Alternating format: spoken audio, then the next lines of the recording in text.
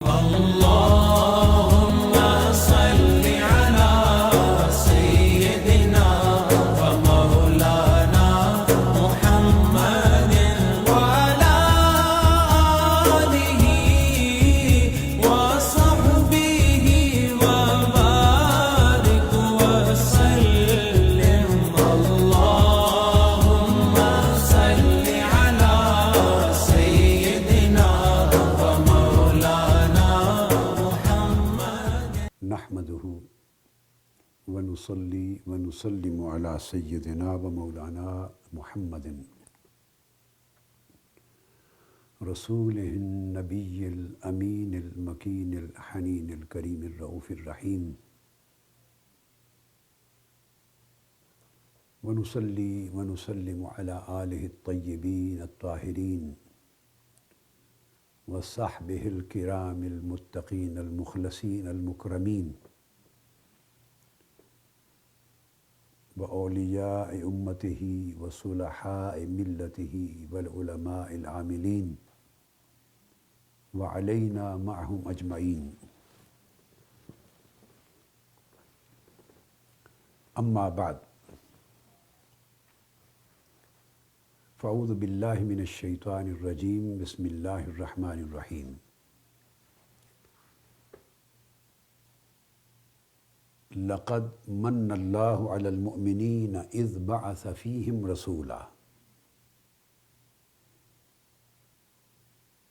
صدق اللہ مولانا العظیم. معزز ناظرین و ناظرات اور سامعین و سامعات اور جمیع علماء کرام، اساتذہ اعظام، طلبہ اور طالبات،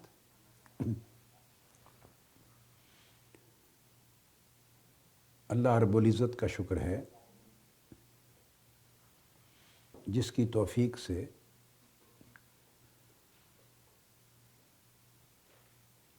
ہم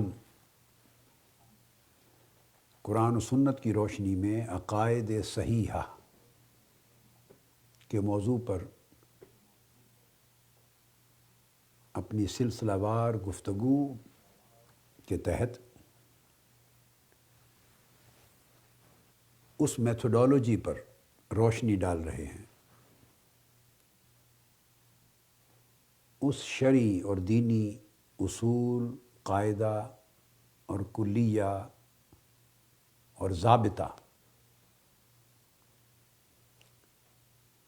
پر روشنی ڈال رہے ہیں جس سے ایک عام مسلمان کو یہ سمجھنے میں صحیح مدد مل سکے کہ قرآن و سنت کی کون سی تعبیر و تشریح درست ہے، کون سی غلط، عقائد کے باب میں کس کی تعبیر، تشریح اور توضیح صحیح ہے، درست ہے، اور کس کی نادرست اور غلط اور باطل. یہ پیمانہ صحیح اور غلط کی تمیز کے لیے دنیا کے ہر علم، ہر فن، ہر سبجیکٹ میں ہوتا ہے، اور بہت سی سائنسز میں فارمولاز ہوتے ہیں. ایسے میتھمیٹکس میں بھی ایسے فارمولاز ہوتے ہیں، اور دیگر سائنسز میں ایسے کلیات، ایسے اصول، ایسے بدیہی ضابطے ہوتے ہیں جن پہ انسان پرکھ سکتا ہے صحیح اور غلط کو. اسی طرح کا ضابطہ اللہ اور اللہ کے رسول نے بھی مسلمانوں کو قرآن و سنت کی صورت میں عطا کیا ہے. اگر ہم اس ضابطے کی پیروی کیے بغیر اپنی مرضی سے قرآنی آیات معنی تعویلات شروع کر دیں اور عقائد کی اپنی طبیعت کے اور رجحان کے مطابق اپنی تشریحات شروع کر دیں، اور ہر کوئی اس بات پہ اصرار کرے کہ جو میں کہہ رہا ہوں یہ درست ہے، میری تشریح حق ہے، میرا کہنا ہی دراصل قرآن کا صحیح نقطہ نظر یا قرآن کا موقف ہے. گویا بالفاظ دیگر ہر شخص، ہر مدعی، ہر عالم، ہر خطیب، ہر مبلغ ایسی بات کر کے گویا یہ کہنا چاہتا ہے کہ میری بات ہی قرآن کی بات ہے، میری بات ہی اصل اسلام کی صحیح تعلیم ہے۔ تو اس سے بات نہیں بنتی، اس سے سوائے تفرقہ کے، انتشار کے اور گمراہی پر مبنی بے شمار دھڑوں پہ کہ اور کچھ نصیب نہیں ہوگا، اور یہ ہمارا حشر ہو رہا ہے۔ سو ہمیں اپنی ذاتی پسند ناپسند کو نظر انداز کر کے، پھینک کر، اپنی انا کو، اپنی من مانی تشریح و تعبیر کی خواہشات کو سرنگوں کرنا ہوگا قرآن کے سامنے، اللہ اور اس کے رسول کے سامنے، دین کے دیے ہوئے کسی اصول، قاعدے اور ضابطے کے سامنے ہمیں سرنڈر کرنا ہوگا۔ اور اسلام نام ہی سرنڈر کرنے کا ہے۔ اگر ہم دین کے عطا کردہ قاعدے اور ضابطے کے سامنے سرنڈر کر لیں، پھر ہم گمراہی کے بہت سے امکانات سے بچ جاتے ہیں۔ اس ضابطے کی تشریح کرتے ہوئے پہلا نقطہ جو ہمارے اس وقت زیر بحث ہے، جس پر کل تفصیلی بات ہوئی، پچھلی نشست میں میری مراد یہ ہے، اور آج اسی کو لے کے آگے بڑھ رہا ہوں۔ یہ کہنا کہ صرف قرآن حجت ہے، یہ محض قرآن ہی کافی ہے، اور ہم قرآن کے سوا کسی اور شے کو حجت نہیں مانتے، یعنی سنت رسول کو بھی اور حدیث نبوی صلی اللہ علیہ وآلہ وسلم کو بھی حجت نہیں مانتے۔ ان کی حیثیت تاریخی ہے، ان کی حیثیت ایک ریکمنڈیشنز کی ہے، اس دور کے حالات کے مطابق ایک رہنمائی کی ہے۔ حدیث نبوی اور سنت نبوی کی حیثیت بائنڈنگ فورس کی نہیں ہے، ایک فنڈامنٹل سورس اسلامی تعلیمات اور شرعی تعلیمات اور عقائد اور احکام کا نہیں ہے، اس طرح جیسے کہ قرآن مجید کی آیات ہیں۔ سو یہ کہنا میں نے واضح کیا تھا پچھلی نشست میں کہ اٹ سیلف کفر ہے اور الحاد ہے اور خود انکار قرآن ہے۔ اس پر قرآن مجید کے مختلف دلائل دیتے ہوئے اور کئی آیات کریمہ ان کا حوالہ دیتے ہوئے میری پچھلی نشست کی گفتگو یہاں تک پہنچی تھی، جس آیت کے پہلے حصے کو میں نے آج تلاوت کیا۔ یہ سورہ آل عمران کی آیت نمبر 164 ہے۔ اللہ رب العزت نے قرآن مجید میں دو چیزیں ایسی گنوائی ہیں جن کا ذکر کر کے انہیں اپنا احسان عظیم، بہت بڑا احسان ڈکلیئر کیا ہے، اور خود فرمایا ہے کہ یہ میرا تم پر احسان ہے۔ ان میں ایک چیز بعثت محمدی صلی اللہ علیہ وآلہ وسلم ہے، ولادت محمدی صلی اللہ علیہ وآلہ وسلم ہے، نبوت و رسالت محمدی صلی اللہ علیہ وآلہ وسلم ہے، وہ حضور کی ذات اقدس کا مبعوث ہونا۔ ایک تو اللہ رب العزت نے اس کو نام لے کر فرمایا کہ تم پر یہ میرا احسان ہے۔ اللہ تعالیٰ ہزاروں، لاکھوں، کروڑوں، اربوں، کھربوں احسانات کرتا ہے، لا تعداد، بے حساب و کتاب احسانات کرتا ہے اپنے بندوں پر، اپنی مخلوقات پر، اور اس کی ربوبیت نام ہی انہی احسانات کی کثرت کا ہے، مگر وہ احسان کر کے خود احسان جتلاتا نہیں، یہ نہیں فرماتا کہ میں نے تم پر یہ احسان کیا ہے، سوائے دو چیزوں کے۔ ایک، حضور علیہ السلام کو مبعوث کیا ہمارے اندر، فرمایا من انفسہم، لوگوں کے اندر معاشرے میں پیدا کیا کہ حضور ان پر آیتیں تلاوت کرتے ہیں، ان کے نفوذ کا تزکیہ فرماتے ہیں، پھر انہیں کتاب کی، قرآن کی تعلیم دیتے ہیں، اور پھر حکمت کی، اور حکمت آقا علیہ السلام کی سنت ہے، سنت بھی ہے اور دیگر رشد و ہدایت کے لیے دانائی بھی ہے، اس کی تعلیم دیتے ہیں۔ تو فرمایا کہ یہ جو میں نے رسول آخر الزمان تمہارے اندر بھیجا ہے، یہ تم پر بہت بڑا احسان کیا ہے۔ لقد من اللہ علی المؤمنین اذ بعث فیہم رسولا، پر اللہ نے اہل ایمان پر بڑا احسان فرمایا ہے کہ ان کے اندر اپنے محبوب رسول آخر الزماں کو مبعوث کیا۔ ایک یہ آیت ہو گئی۔ اب دوسرے مقام پر میں نے کہا کہ ایمان کو احسان ڈکلیئر کیا ہے۔ اب ان دونوں کا ذکر کر کے آگے میں کمپیریزن دینا چاہ رہا ہوں، اس طرف لاؤں گا آپ کو۔ اب دوسرا مقام جو کوٹ کر رہا ہوں وہ سورہ الحجرات سے ہے اور اس کی آیت نمبر 17 ہے۔ اس میں ارشاد فرمایا اعوذ باللہ من الشیطان الرجیم یمنون علیک ان اسلموا، اے حبیب مکرم صلی اللہ علیہ وآلہ وسلم، یہ لوگ اعراب اہل مدینہ، گرد و نواح مدینہ میں رہنے والے، یہ آپ پر احسان جتلاتے ہیں کہ وہ اسلام لے آئے، یعنی اسلام قبول کر کے وہ آئے میرے حبیب صلی اللہ علیہ وسلم آپ پر احسان جتلاتے ہیں۔ قل لا تمنوا علی اسلامکم، میرے حبیب صلی اللہ علیہ وآلہ وسلم ان سے فرما دیجئے کہ اپنا اسلام لانا اسے میرے اوپر احسان نہ گردانو۔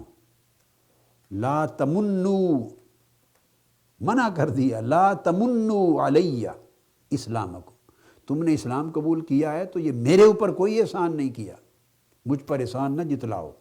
اب فرمایا بل اللہ یمن علیکم ان ہداکم للایمان ان کنتم صادقین، بلکہ حقیقت یہ ہے کہ اللہ نے تم پر احسان کیا ہے کہ تمہیں ایمان عطا کیا، تمہیں ایمان تک رسائی دی ہے، ایمان کی دولت دی ہے، تو تمہیں ایمان کی دولت دینا یہ اللہ کا احسان ہے، یہ ایمان تم پر، تمہارا احسان نہیں ہے، تمہارا ایمان لانا اللہ کا احسان ہے۔ تو آپ نے دیکھ لیا کہ دو چیزوں کا ذکر کر کے اللہ رب العزت نے پورے قرآن مجید نے بیان فرمایا کہ یہ اللہ نے تم پر احسان فرمایا ہے۔ ایک ایمان لائے ہیں جو لوگ، انہیں بتا دیا کہ یہ ایمان کی دولت تم پر اللہ کا احسان ہے، اور اس سے قبل، اس سے پہلے ارشاد فرمایا کہ میں نے اپنے محبوب رسول صلی اللہ علیہ وسلم کو جو تم میں مبعوث فرمایا یہ میرا تم پر احسان ہے۔ جب دونوں چیزیں احسان ہو گئیں، ایمان بھی احسان ہوا اور رسول پاک صلی اللہ علیہ وسلم کا وجود مسعود اور آپ کی بعثت مبارکہ وہ بھی احسان ہوئی۔ اب آگے چل کے میں بتانا چاہتا ہوں کہ آئیے دیکھیے ان دو میں سے بڑا احسان کون سا ہے۔ وہ لوگ جو کہتے ہیں کہ ہم رسول کی سنت کو حجت نہیں مانتے، ہم رسول پاک صلی اللہ علیہ وسلم کے اسوہ کو حجت نہیں مانتے، حضور علیہ السلام کا فرمان، سنت اور حدیث حجت نہیں ہے، فقط قرآن حجت ہے، وہ کس ایمان کے اوپر دعوے دار ہیں، کس ایمان پر گھمنڈ کر رہے ہیں، کس ایمان کے دعوے کے مغالطے میں ہیں؟ حتیٰ کہ رسول پاک صلی اللہ علیہ وسلم بھی اللہ کا احسان اور ایمان بھی اللہ کا احسان، اور دونوں کا موازنہ کرتے ہوئے بتانا چاہتا ہوں کہ ان میں بڑا احسان رسول پاک صلی اللہ علیہ وسلم کی ذات ہے۔ آپ پوچھ سکتے ہیں کیسے؟ اس کا جواب قرآن دیتا ہے۔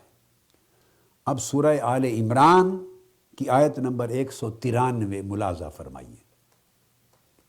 ارشاد فرمایا کہ ہم ایمان کیسے لائے، صحابہ کرام ایمان کیسے لائے، امت محمدی کا ہر فرد جو مومن بنا اسے ایمان تک رسائی اللہ نے دی، مگر کیسے دی؟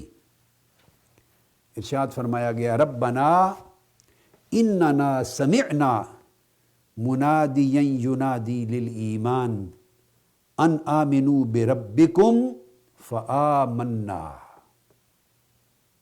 آل عمران آیت 193۔ ہم ایمان ایسے لائے کہ قرآن مجید نے کہا کہ مومن بولتے ہیں اللہ کے حضور کہ اے ہمارے رب، تو نے ایک منادی بھیجا، ایک نبی، ایک رسول، ایک پیغمبر بھیجا صلی اللہ علیہ وسلم، ہمیں حق کی طرف ندا دینے والا، ایمان کی طرف بلانے والا، تیری طرف پکارنے والا، ندا دینے والا تو نے بھیجا۔ اس نے آواز دی، ہمیں بلایا، ہمیں پکارا، ہم سوئے ہوئے تھے، جھنجھوڑ کر ہمیں بیدار کیا، اور ہم نے اس کی آواز سنی، اس کی دعوت سنی۔ ینادی للایمان، وہ ایمان کی ندا دے رہا تھا، وہ ایمان کا سودا بیچ رہا تھا، وہ ایمان کی دولت ہاتھ میں لیے عطا کرنے کے لیے بلا رہا تھا۔ کون ہے اس ایمان کے سودے کو خریدنے والا؟ کون ہے اس ایمان کا خریدار؟ کون ہے اس ایمان کا طلبگار؟ کون ہے جو اس ایمان کی راہ پہ آنے والا ہے؟ ینادی للایمان، ایمان کی ندا دے رہا تھا۔ ان آمنوا بربکم، اور یہ فرما رہا تھا کہ لوگو آؤ اپنے رب پر ایمان لاؤ۔ آپ دیکھیے ایک آیت میں ریپیٹڈلی کتنی بار ایک ہی نقطے پر زور دیا گیا ہے، ربنا اننا سمعنا۔ ایمان قبول کرنے میں ہمارا کوئی دخل نہیں ہے، ہماری کوئی بڑائی نہیں ہے، ہمارا کوئی ترہ نہیں ہے، ہماری کوئی بڑی اچیومنٹ نہیں ہے، ہمارا پرسنل کوئی کنٹریبیوشن نہیں ہے۔ We are nothing and we were nothing. ہم تو سوئے ہوئے تھے، خواب غفلت میں تھے، ہمیں کیا خبر تھی کہ ایمان کیا ہے؟ اور باری تعالیٰ تجھے تو ہم جانتے بھی نہیں تھے، پہچانتے بھی نہیں تھے، نہ تیری آواز کو ہم سنتے تھے، نہ تیرے بھیجے ہوئے فرشتے کو ہم دیکھتے تھے، نہ اس کی وحی کو سنتے تھے، نہ اس کی آواز کو سنتے تھے۔ ہم تو اس قابل بھی نہیں تھے کہ تیرے ساتھ ہمارا ربط ہو سننے کا، دیکھنے کا۔ ہم پیکران بشریت، اس مادی جسم کے لوگ گمراہی میں، ضلالت میں، جہالت میں، بے خبری میں، خواب غفلت میں، کفر و شرک کے اندھیروں میں بھٹکے ہوئے پڑے تھے۔ تو نے ہم پر وہ پہلا احسان کیا، لقد من اللہ علی المؤمنین اذ بعث فیہم رسولا، وہ پہلا احسان کیا کہ تو نے رسول بھیجا ہماری طرف، ہم ہی میں سے، اور ہم ہی میں سے بھیج کر پھر یہ بھی احسان کیا کہ ہم میں سے بھیجا تاکہ ہم اس کو جان سکیں، پہچان سکیں، دیکھ سکیں۔ ہم 40 برس سے ان کو دیکھتے تھے، ان کا بچپن ہماری نگاہوں کے سامنے تھا، ان کا لڑکپن سامنے تھا، جوانی سامنے تھی، ان کا خاندان سامنا تھا، اٹھنا بیٹھنا سامنے تھا، ان کا کلام و سکوت سامنے تھا، ان کا ہر اخلاق اور معاملہ ہمارے سامنے تھا، ان کا کریکٹر ہمارے سامنے تھا، ان کی انٹیگریٹی آف کریکٹر سامنے تھی، ان کے کردار کی طہارت ہمارے سامنے تھی، ان کے قول کی سچائی ہمارے سامنے تھی، ان کا اعلیٰ کردار، اعلیٰ شخصیت، صداقت، طہارت، صدق، اخلاص، پاکیزگی، گناہوں سے پاک ہونا، خطاؤں سے پاک ہونا، یہ سب ریکارڈ ہمارے سامنے تھا۔ وہ اس قابل تھے کہ ان پر اعتماد کیا جا سکے، آنکھیں بند کر کے بھی اعتماد کیا جا سکے۔ ایسا عظیم المنصب رسول تو نے ہم میں بھیجا، یہ تیرا پہلا احسان تھا، اور ہم اس کی آواز سننے کے قابل تھے، تیری آواز تو سن بھی نہیں سکتے تھے۔ ایک بشر اللہ کی آواز کیسے سنے؟ تو نے اپنے اور ہمارے درمیان ایک واسطہ مقرر کیا، پہلا احسان، یہی تو اللہ احسان جتا رہا ہے۔ ایک ایسا رسول ان کے اندر پیدا کیا جس رسول کی شخصیت میں 2 گوشے ہیں، 2 ڈائمینشنز ہیں، ایک نیچے کی طرف، ایک اوپر کی طرف، 2 ڈائمینشنز ہیں۔ اس رسول کے اندر 2 قسموں کی مناسبتیں ہیں، 2 قسموں کی ایبیلٹیز ہیں، 2 کیپیسٹیز ہیں۔ اس رسول کے اندر 2 کیپیسٹیز ہیں۔ ایک کیپیسٹی اس رسول کی شخصیت کو تو نے ایسا جامع بنایا کہ اس میں عالم امر بھی رکھا ہے، اس رسول کی شخصیت میں عالم خلق بھی رکھا ہے۔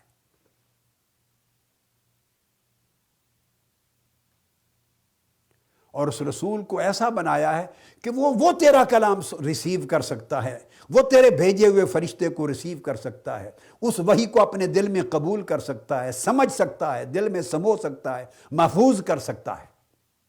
تو ریسیپینٹ ہے، اس اینڈ پر وہ تیرے کلام کا وصول کنندہ ہے، وصول کرنے والا ہے، جو ہم نہ تھے، نہ ہو سکتے تھے، نہ ہمارے اندر یہ صلاحیت تھی، نہ استعداد تھی، کیپیبلٹی تھی، نہ کیپیسٹی تھی۔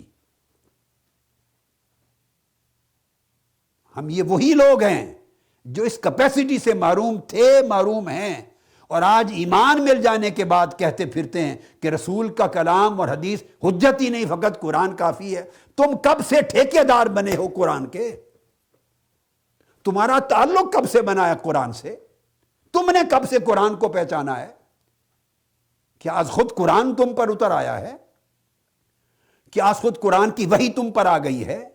کیا آج خود جبرائیل امین تمہارے اوپر آ گئے ہیں؟ کیا خدا نے ڈائریکٹ تمہیں خطاب کر دیا ہے؟ ہمارے اندر تو یہ صلاحیت ہی نہیں ہے۔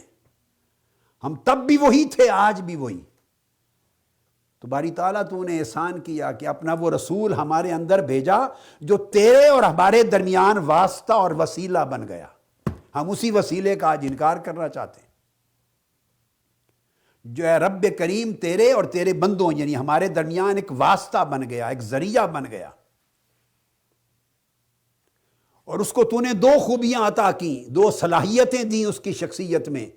ایک صلاحیت یہ کہ وہ تیرے کلام کو وصول کر سکتا ہے جو ہم نہیں کر سکتے تھے، اس نور کو وصول کر سکتا ہے، اور نور کو وصول کرنے کے لیے بھی نور چاہیے۔ نور حق کو وصول کرنے کے لیے بھی نور چاہیے۔ مالائے اعلیٰ سے اترنے والے کلام کو دل میں سمونے کے لیے بھی مالائے اعلیٰ سے بہتر دل چاہیے۔ اس وحی کو اپنے اندر جذب کرنے کے لیے جس عالم سے وحی آئی ہے اس عالم سے بھی بہتر نورانی جسم چاہیے، تاکہ وہ اس میں ریسیو کر سکے، ابزارب کر سکے۔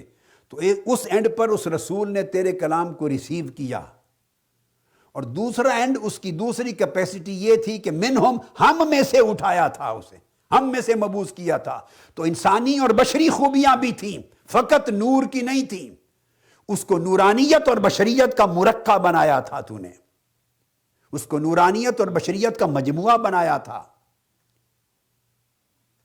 وہ اپنے نور ہونے کی کیپیسٹی میں تیرا کلام اور جبرائیل امین کو ریسیو کر رہے تھے، اور بشریت کی کیپیسٹی میں پھر وہ ہمیں سنا رہے تھے، ڈیمونسٹریٹ کر رہے تھے، ہم تک پہنچا رہے تھے۔ تو وہ تجھ سے بھی جڑا ہوا تھا وہ رسول، اور ہم سے بھی جڑا ہوا تھا۔ اس کو رسالت کہتے ہیں۔ اس کا تعلق اور اتصال تیری ذات کے ساتھ بھی تھا، اور اس کا تعلق اور اتصال ہماری ذات کے ساتھ بھی تھا۔ وہ ادھر سے لیتا تھا، ادھر دیتا تھا۔ سو اس نے ہمیں منادی کی، ندا کی، فرشتے نے نہیں کی، یہ بھی سن لیں۔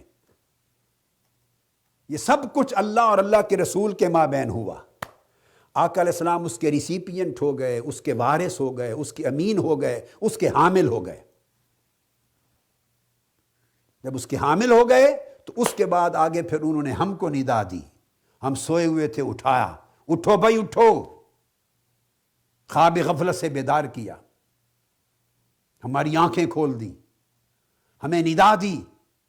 ہمارے سر کے کانوں نے اس کی ندا کو سنا، پھر ہمارے دل و دماغ کی کانوں نے سنا۔ اس نے ہمیں دکھایا، ہمیں سنایا، ہمیں سمجھایا، معجزات سے بھی دکھایا، سمجھانے کے لیے۔ یہ سب کچھ تو نے اسے اس قابل بنایا تھا، یہ خوبیاں تو نے اس کے اندر رکھی تھیں تاکہ ہم اس پر یقین کر سکیں۔ تو نے اسے اس قابل بنایا تھا۔ ہم ہر روز 1000 بار انگلیاں ہلاتے ہیں، ہماری انگلی سے درخت کا پتا بھی نہیں ہلتا۔ اور تو نے اسے اس قابل کیا تھا ہمارے یقین کے لیے، تاکہ ہم ایمان لانے والے بن جائیں کہ وہ انگلی کا یوں اشارہ کرے تو 14ویں رات کے چاند کے 2 ٹکڑے ہو جائیں، چاند کا سینہ چر جائے۔ یہ کیوں اس کو طاقت دی تھی، یہ معجزہ کیوں دیا تھا؟ تاکہ ہم یہ دیکھ کر اس کی ندا کو قبول کرنے والے بن جائیں، اس کی آواز پر لبیک کہنے والے بن جائیں، اور ایمان کا سودا خرید لیں۔ تو نے اسے اس قابل کیا تھا کہ وہ پتھروں کو کہتا تھا تو پتھر اس پر سلام پڑھتے تھے، اس پر درود پڑھتے تھے، اس کا کلمہ پڑھتے تھے۔ تو نے اسے اس قابل کیا تھا کہ اس کی انگلیوں سے پانی کے چشمے پھوٹ نکلتے تھے۔ تو نے اسے اس قابل کیا تھا کہ درخت کو حکم دیتا تھا تو درخت زمین کا سینہ چیر کر اس کو سجدہ ریز ہوتے تھے۔ یہ سب کچھ احادیث صحیحہ میں ہے، کوئی ضعیف نہیں ہے بات، کچھ قرآن مجید میں، کچھ احادیث صحیحہ میں۔ تو نے اسے اس قابل کیا تھا کہ ڈوبے سورج کو پلٹا لے۔ الغرض یہ سارے معجزات، کمالات، تصرفات، خیرات اور برکات اور فضائل اور عظمتیں اور رفعتیں اور سطوتیں، یہ سب کچھ تو نے اسے عطا کی، ہمارے لیے عطا کی۔ باری تعالیٰ تیرا شکر ہے، یہ تیرا وہ رسول اس لیے بہت بڑا احسان تھا تیرا ہم پر۔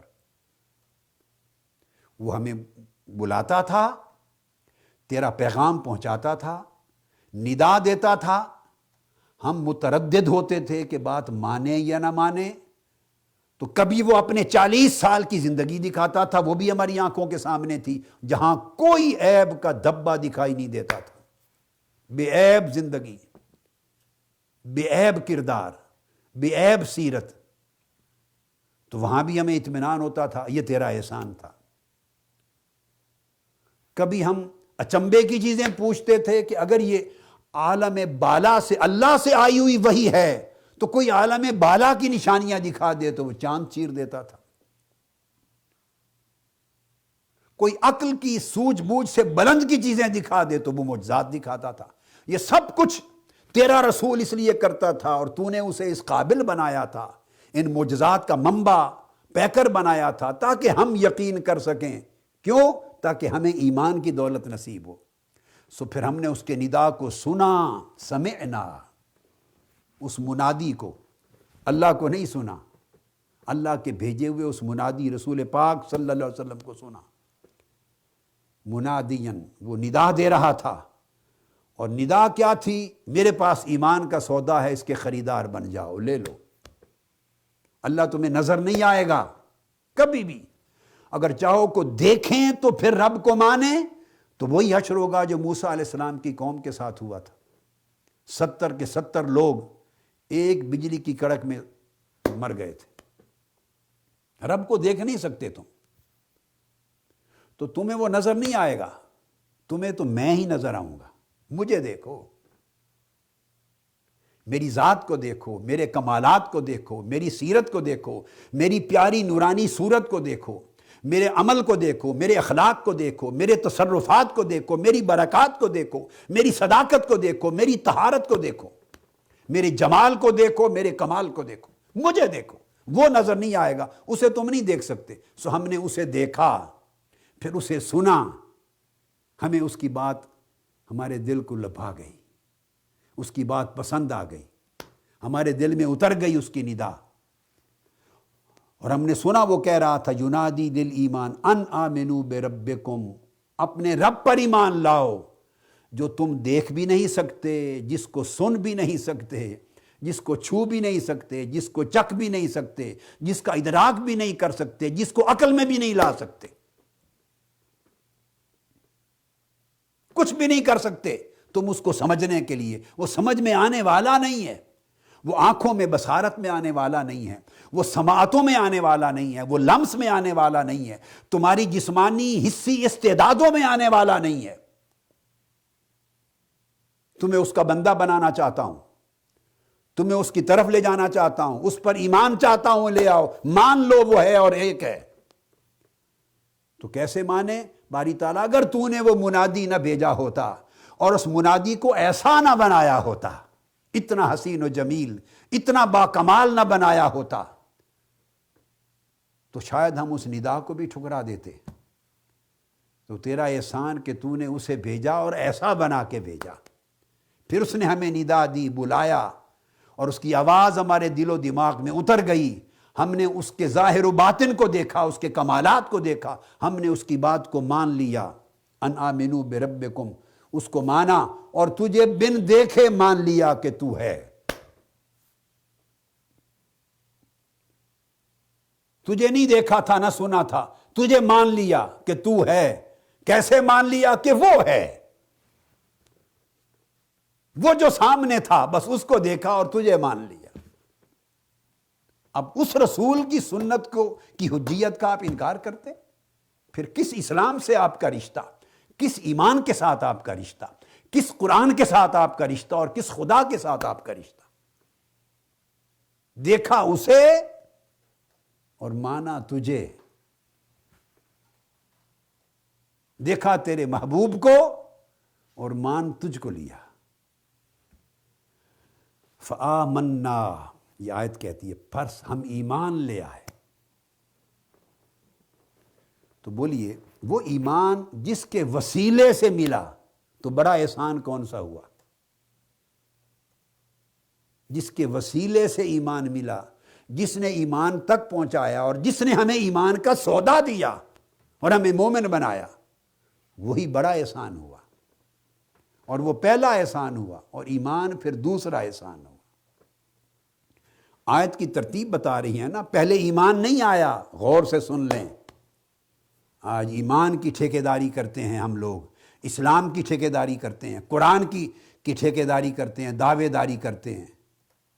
ایمان پہلے نہیں آیا، اسلام پہلے نہیں آیا، قرآن پہلے نہیں آیا، دین پہلے نہیں آیا۔ آج جس کے اوپر ہم بہت بڑے بڑے متکلم بن کے باتیں کرتے ہیں، ان میں سے کچھ بھی پہلے نہیں آیا۔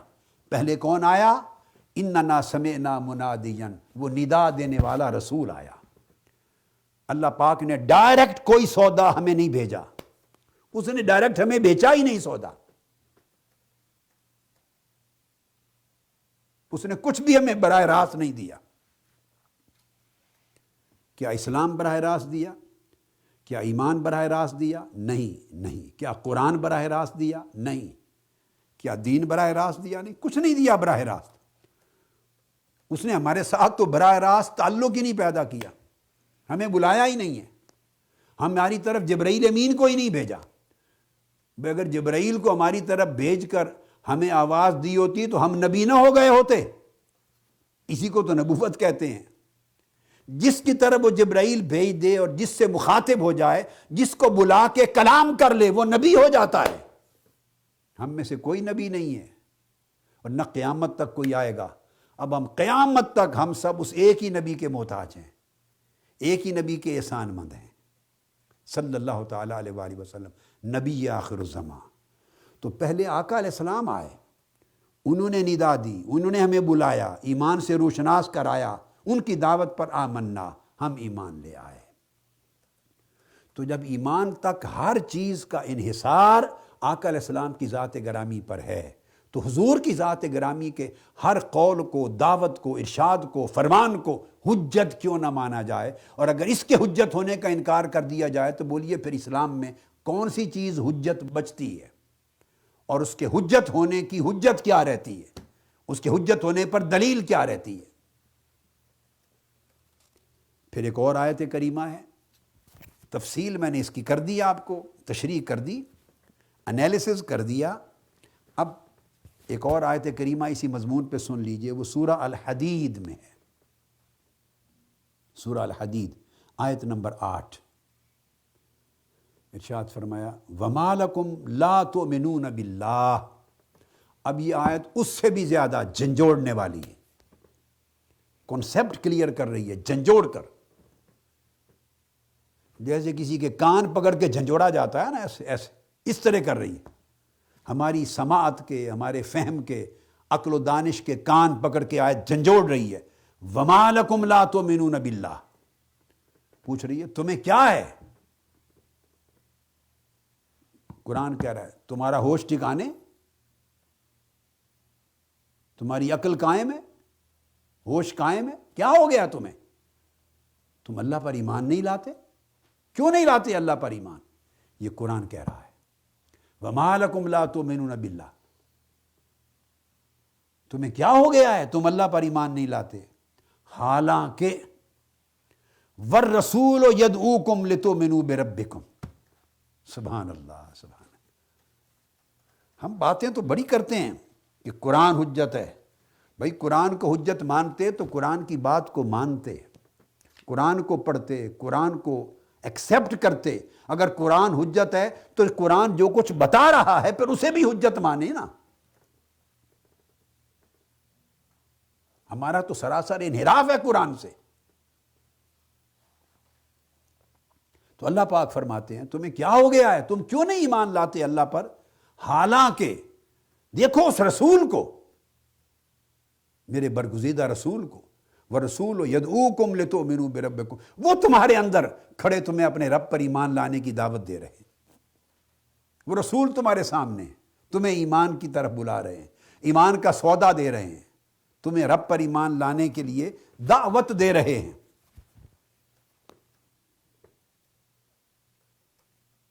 اب دیکھیے تو قرآن پھر یہی کہتا ہے کہ اللہ پر ایمان لانے کا مدار ہی اس بات پر ہے کہ دعوت رسول کو قبول کیا جائے۔ تو یہ بڑی عجیب بات ہوگی کہ ہم کہیں ہم نے دعوت رسول کو قبول کر لیا اور بقایا اب فرامین رسول کو نہیں کرتے۔ سبحان اللہ، یہ تو پھر اپنی مرضی کا دین بن گیا، اسلام اللہ کا اور اس کے رسول کا دین نہ رہا کہ دعوت رسول کو جو کچھ رسول نے کہا اسے قبول کر لیا اور ایمان لے آئے۔ اب ہم نے کلمہ پڑھ لیا ہے، اب ہم رسول کی باقی باتوں کو حجت نہیں مانتے، قبول نہیں کرتے۔ یہ تو ہمارا اپنا من گھڑت تصور ہے، اس کا کوئی تعلق قرآن اور اسلام سے، اللہ اس کے رسول سے نہیں ہے۔ تو اللہ رب العزت نے تو قاعدہ یہ بیان کیا ہے کہ اللہ پر ایمان لانے کا راستہ ہی ایک ہے کہ رسول کی دعوت کو قبول کرو۔ دعوت کیا ہے؟ رسول کا قول ہے، رسول کا عمل ہے، رسول کا ابلاغ ہے، رسول کا افہام ہے، بات کو پہنچانا، سمجھانا، کر کے دکھانا۔ تو رسول کی باتوں کو قبول کرو تو اللہ پر ایمان لاؤ۔ تو دراصل ان ادر ورڈز اللہ پاک یہ کہہ رہا ہے کہ میرے رسول کی ہر بات کو کیوں نہیں دیکھتے، کیوں نہیں مانتے؟ انہی کی باتوں سے تو میرا ایمان نصیب ہوگا، انہی کے قول کو تسلیم کرنے سے ایمان نصیب ہوگا، انہی کے عمل کو حجت ماننے سے ایمان نصیب ہوگا، ان کی دعوت اور پکار پر سر نیاز خم کرنے سے ایمان نصیب ہوگا۔ تو آقا علیہ الصلوۃ والسلام کو قرآن مجید نے بڑا احسان کہا، اللہ کا بڑا احسان، اور احسان ایمان کا واحد ذریعہ بھی کہا۔ اب اسی ضمن میں ایک چیز اور بڑی خصوصیت کی حامل، اب قرآن مجید کی ایک اور آیہ کریمہ، جو کہ میں نے کہا کہ ہم اس سبجیکٹ کو صرف قرآن سے بیان کریں گے تاکہ ہماری سوچیں درست ہو سکیں، اور یہ دعویٰ کرنے والے کہ صرف قرآن حجت ہے انہیں پتہ چلے اگر قرآن حجت ہے تو قرآن کہتا کیا ہے، کیا ہم اس کو مانتے ہیں؟ مانتے اپنے ڈھکوسلوں کو ہیں، علمی ڈھکوسلے، فکری ڈھکوسلے، فلسفیانہ ڈھکوسلے، منطقی ڈھکوسلے، ہمارے ڈھکوسلوں کی قسمیں ہیں۔ مانتے اپنے ڈھکوسلوں کو ہیں اور دعویٰ کرتے ہیں بس قرآن حجت ہے۔ یہ قرآن کے ساتھ مذاق ہے۔ قرآن حجت ہے تو قرآن کو پڑھیے، قرآن کو سمجھیے اور جانیے قرآن کیا کہہ رہا ہے اور قرآن کس شے کو حجت قرار دے رہا ہے۔ اب اگلی آیت کریمہ جو اس وقت کوٹ کر رہا ہوں، وہ ارشاد فرمایا باری تعالیٰ نے،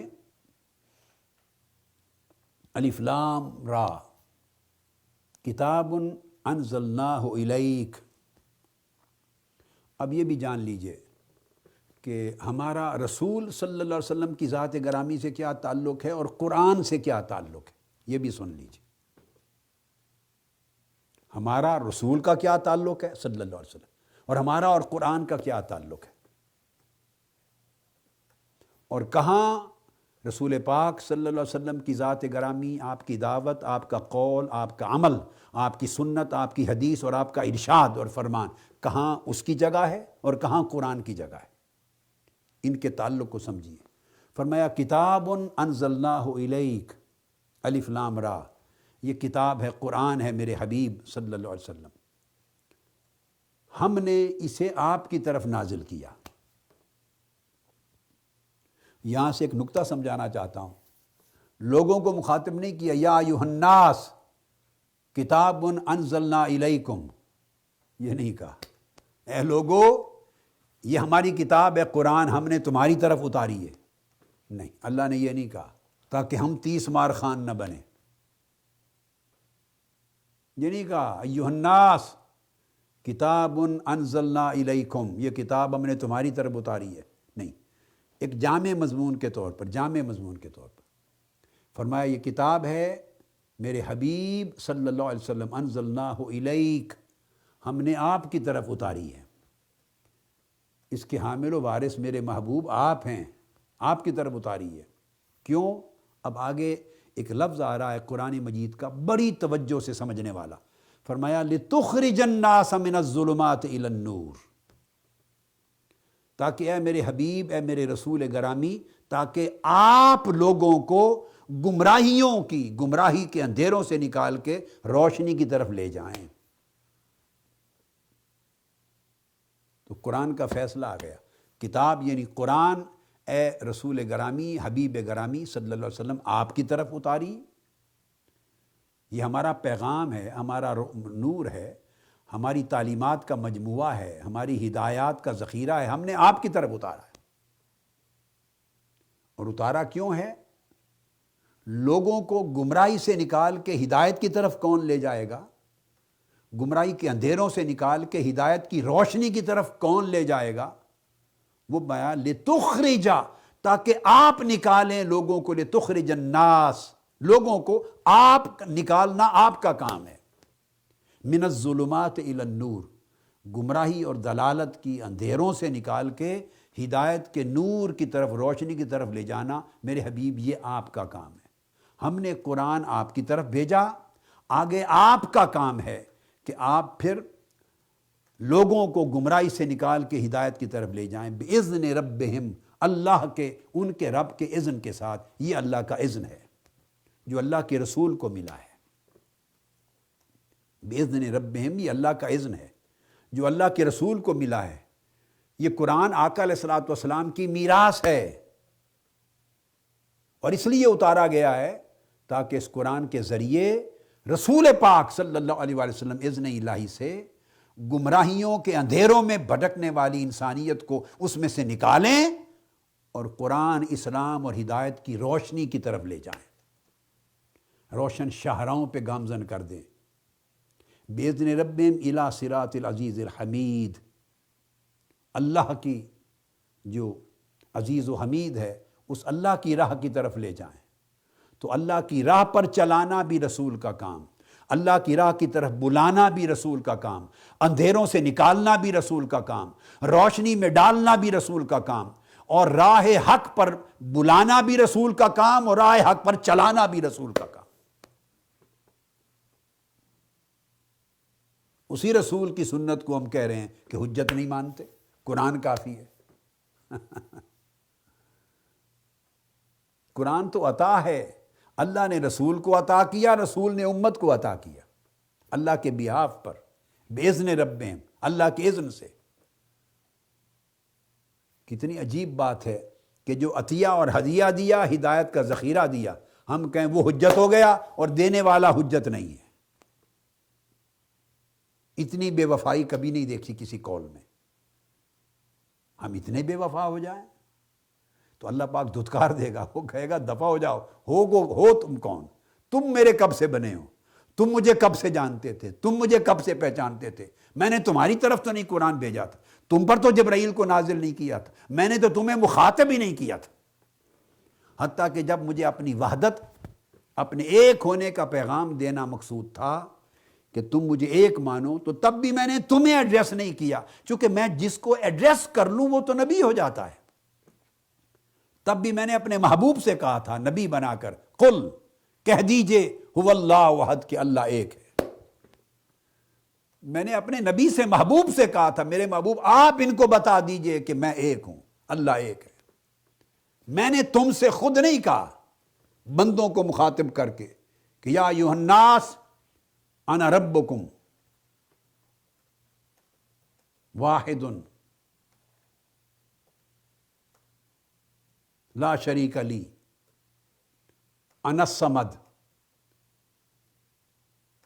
ولیس لی کفوا۔ میں نے یہ باتیں آپ سے تو کی نہیں لوگوں کو، تمہارے تو کان ہی وہ نہیں جو میری بات کو سنے اور میرے جبرائیل کی بات کو ریسیو کرے۔ میں نے تو سب اپنے محبوب سے کہا اور ان سے کہا قل، میرے بیہاف پر آپ ان سے کہہ دیجئے هو اللہ احد، وہ اللہ ایک ہے۔ اسی طرح اگلی آیت کریمہ سورہ الشورى میں، یہ جو آ رہی ہے سورہ الشورى، اس کی آیت نمبر 52 اور 53 ہے۔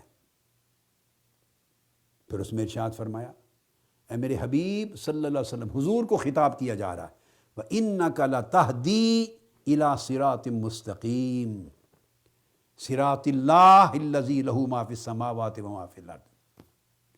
اے میرے حبیب صلی اللہ علیہ وسلم، یہ آپ کی شان ہے، آپ کی لتہدی الی صراط مستقیم، کہ سیدھی راہ کی طرف یقیناً آپ ہی ہدایت دیتے ہیں،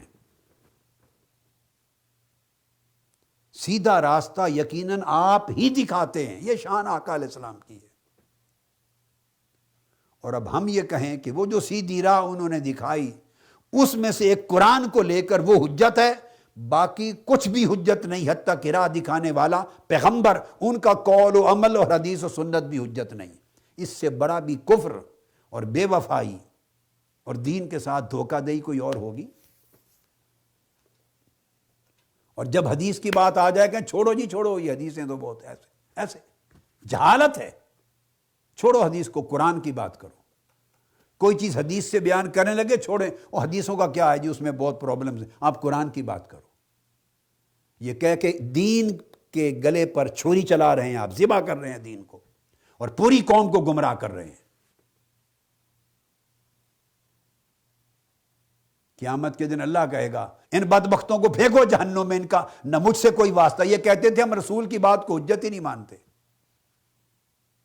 بس قرآن آ گیا ہمارے پاس، قرآن کافی ہے، ہم رسول کی بات کو حجت ہی نہیں مانتے۔ تو کس نے ان کو قرآن پہنچایا تھا؟ کس نے قرآن سمجھایا تھا؟ کس نے قرآن پڑھایا تھا؟ کس نے قرآن پر عمل کر کے دکھایا تھا؟ کس نے قرآن کا بیان کیا تھا؟ کس نے قرآن کی تشریح کی تھی؟ کس نے قرآن کی تعبیر کی تھی؟ وہ سب کچھ بھول گئے، کہتے وہ حجت نہیں ہے، بس قرآن کافی ہے۔ اب ہمارا دماغ اور قرآن جو ہماری سمجھ میں آئے گا وہ ترجمہ کرتے جائیں گے، وہ معنی کریں گے، وہ تعبیر کریں گے، وہ تشریح کریں گے، دین کا ایک مذاق بنا کے رکھ دیں گے۔ تو اللہ پاک نے تو آقا علیہ السلام کو کیٹیگوریکلی کہہ دیا کہ بے شک آپ ہی ہیں میرے حبیب جو راہ مستقیم، صراط مستقیم کی طرف بلاتے اور راہ دکھاتے ہیں۔ اور دوسرے مقام پر فرمایا سورہ المؤمنون آیت نمبر 73 اس میں فرمایا تھا، وہ پہلے ہی مضمون کا ذکر ہے، مگر بالفاظ دیگر فرمایا وَإِنَّكَ لَتَدْعُوهُمْ إِلَى صِرَاطٍ مُسْتَقِيمٍ، بے شک آپ ہی ہیں جو انہیں سیدھی راہ کی طرف دعوت دیتے ہیں، آپ ہی ہیں جو انہیں راہ حق کی طرف بلاتے ہیں۔ یہاں بیان کیا راہ حق کی طرف بلانے والے آپ ہیں، تدعوہم۔ اور اوپر کی آیت جو سورہ شورى کی آیت نمبر 52-53 اس میں فرمایا انک لتہدی الی صراط مستقیم، آپ ہدایت عطا کرتے ہیں سیدھی راہ کی، آپ ان کو سیدھا راستہ دکھاتے ہیں، دعوت بھی دیتے ہیں، دکھاتے بھی ہیں۔ تو یہ ساری شانیں اللہ تبارک و تعالیٰ نے حضور صلی اللہ علیہ وآلہ وسلم کے لیے بیان کی۔